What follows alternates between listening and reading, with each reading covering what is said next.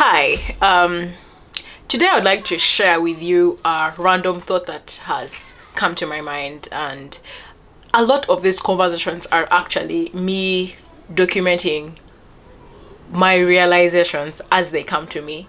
And I have come to realize that very many times my younger self actually had some pretty amazing thoughts and discoveries that my future self can benefit from. I am certain this particular message is going to come in handy for me in a couple of years to come, maybe even in a week's time.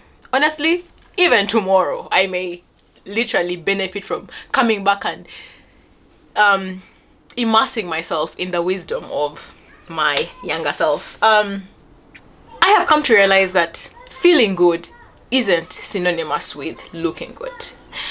Feeling good is more internal. It's more of a situation that happens in the inside, how we perceive ourselves, how we feel, how comfortable we are in our own skin, how at peace we are, how calm we are, how pain-free we are, how easy it is to go about our day without any difficulty.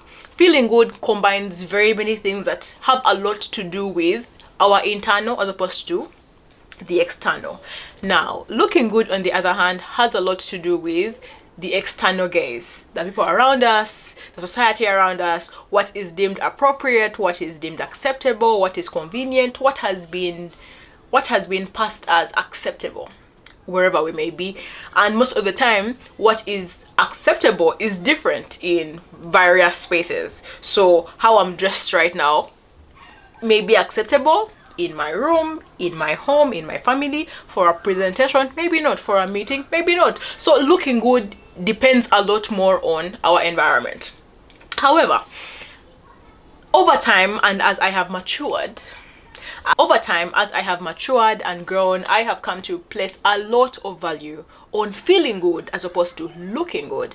I have come to realize that I will never look good to everyone. I will never look good to all the different spaces that I occupy. However, I could feel good in any single space I occupy, and I choose to feel good no matter what happens. And usually, when I feel good, the rest will catch up. Whoever they are will catch up with me, and I may eventually pass as acceptable. I may not look good in their eyes, but I could pass as acceptable or as agreeable. However, I do not want to trade, to negotiate how I feel on the inside. And even as someone who has come to embrace my natural hair, how I look, how my body looks, how I speak, how animated I can be, how loud I can be sometimes, how wide I can laugh sometimes, how kinky my hair is, how slim I could be sometimes, or how thick I could be sometimes. As you come to embrace the different facets of you, which usually are different from what is deemed acceptable, usually we tend to admire what we do not have. So even while you may be acceptable to everybody or to the different gazes that lay upon you, internally you seem to long for what you do not have. So when you actually embark and choose a path of feeling good as opposed to looking good, you shed off so many burdens. You shed off so many loads that you don't even know you're carrying.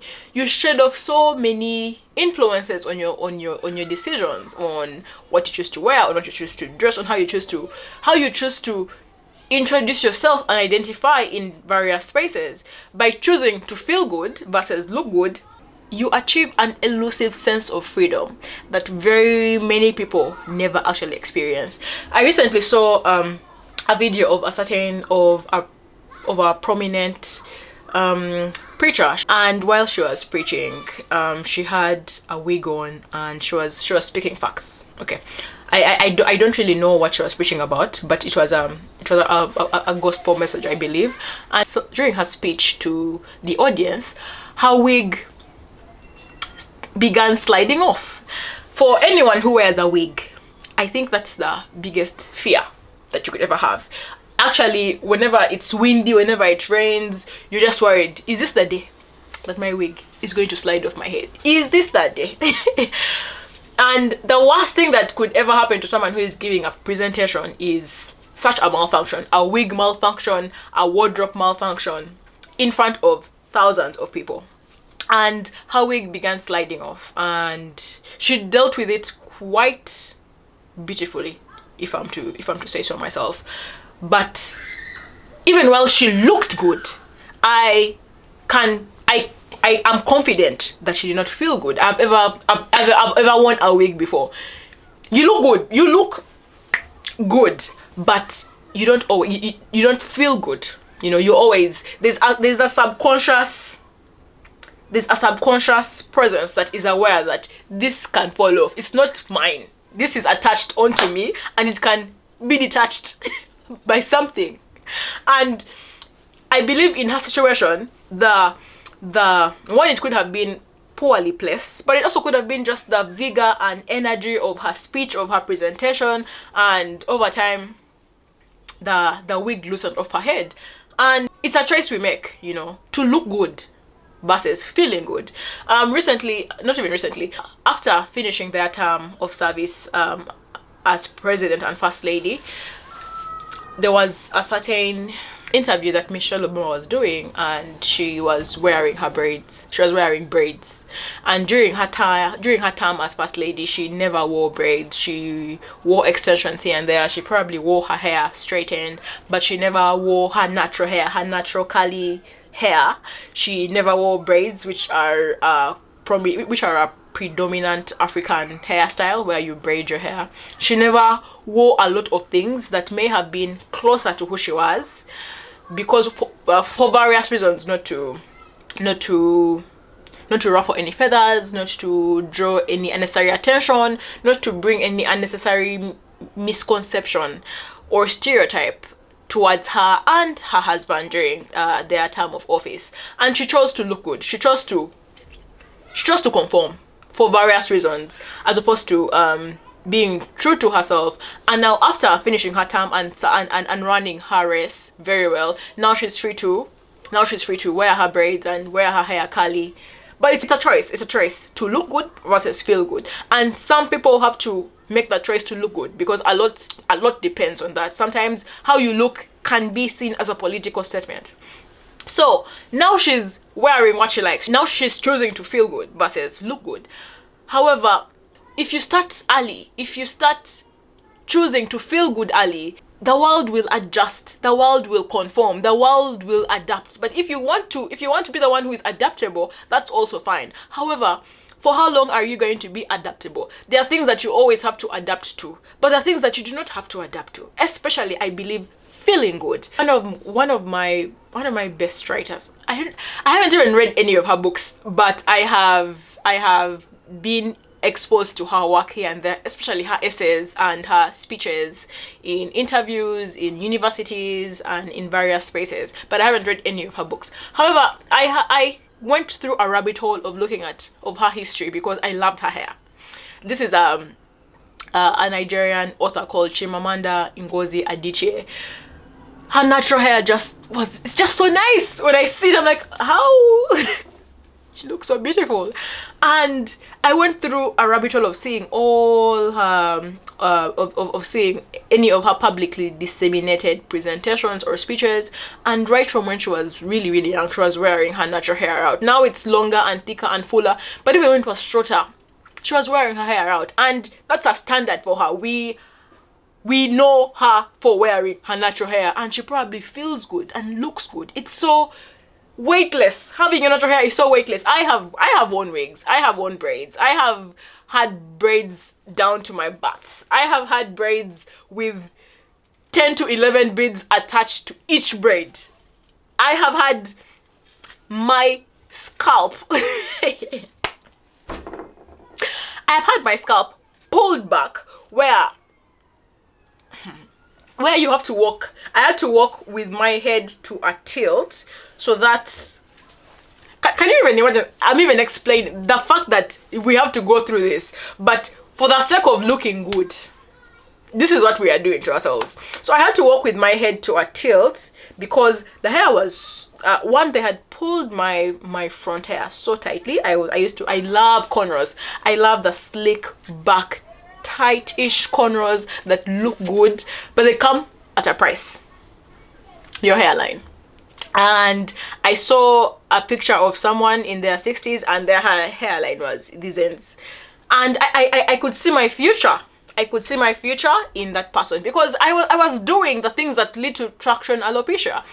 And I like those slick back cornrows, those Fulani braids with extensions, and it pulls so much on your hairline that once you undo them, you can see your hairline receding over time.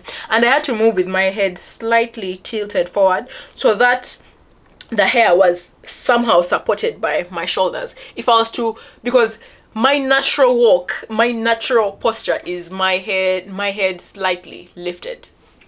Just slightly lifted. That's how my head is. It's in the air. So if I was to walk normally with my head slightly, my chin slightly tilted upwards, the hair would be pulled even more backwards, and it would cause even more strain to my hairline. So I was looking good. Trust me, the compliments that I was getting, Mariam, well done, well done. However, was I feeling good? No. Did I look good? Yes. And it was nice. It was nice. Looking good is nice, but it doesn't feel nice. And wearing my natural hair has taught me that sometimes it doesn't look good. It doesn't. Sometimes it's messy. Sometimes it's cumbersome. It's stressful. It has a life of its own. But does it feel good? Hell yes. Is it comfortable? 100%. Is it peaceful? Yes. No. Not easy. Not easy. But it feels good. Like, I used to have hairstyles where if I was to wear a bun, like my neck would do a workout, like but for the sake of looking good, you do all those things. And I miss those days. However, I think I love feeling good more. And I've been forced to learn how to do my hair. I've been forced to be creative and be expressive with my hair. I've been forced to understand. I didn't understand what I was trading, but throughout trying to understand my hair better, accepting it for what it is, its difficult side, but also its positive side, I have realized that I choose to feel good as opposed to look good. I will still get those braids whenever I get them. However, I'll do them with the knowledge that, does this feel good? If it doesn't, maybe I'll choose not to get it. If it feels good and looks good, I would choose that route. So I have come to realize that a lot of what feels good doesn't necessarily look good at first, but over time it can look good as you learn how to maneuver your way around all those different things. As you learn how to maneuver your way around your style, your fashion, your look, what makes you comfortable, what are your hard limits, what are your non-negotiables. And I think for me, feeling good is now one of those non-negotiables. I will trade looking good for feeling good. I would like to feel good in my own skin. I would like to embrace my own skin. I would also like to look back 10 years from now and see pictures of myself in my natural hair. I would like to, just like how I went down Chimamanda Adichie's history and I could see her wearing her natural hair and she looked comfortable. She was at peace. She wasn't stressed that her wig was going to fall off. She was doing her thing, giving her speeches, writing her books, content that she is authentic and true to herself. I would like to look back and have that as my history, as my past. I would like to be an inspiration for other young black girls, not just with my talent, my impact in life, the contribution I make to society, but even with how I look, because I know for a fact that I have gone through rabbit holes to find representation and see people who look like me and see how they are wearing their natural hair and see how they are occupying professional spaces with their natural look.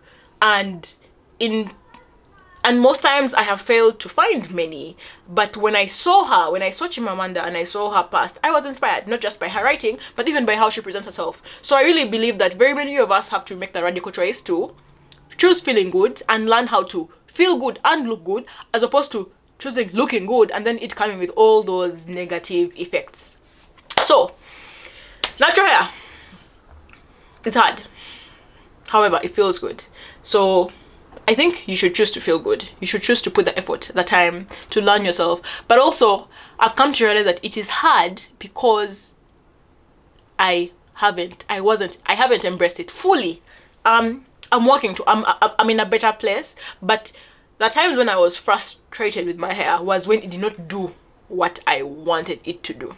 Because I had an inspiration of someone who didn't have my hair doing something with their hair, and I tried to replicate that and it didn't do that. And in not doing that, it caused me great frustration, and I was pissed, I was angry, I was tired, I was frustrated, I was sad, I was sad. And now that I am slowly accepting my hair as it is, I'm happier.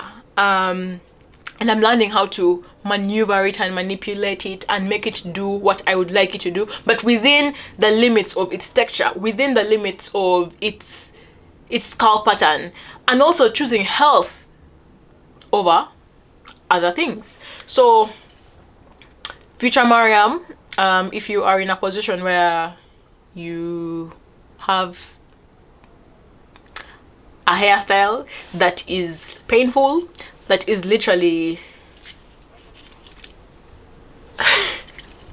I hope you can watch this video and learn that your younger self was brave enough and bold enough to choose comfort, to choose space, to choose feeling good as opposed to looking good. And if you're out there and you, as we speak right now, you're putting a warm towel on your forehead, on your hairline, you have a choice to make, and it's okay for you to wear that painful hairstyle, look good for now as you work towards feeling good. So I think you can have both, and you should have both.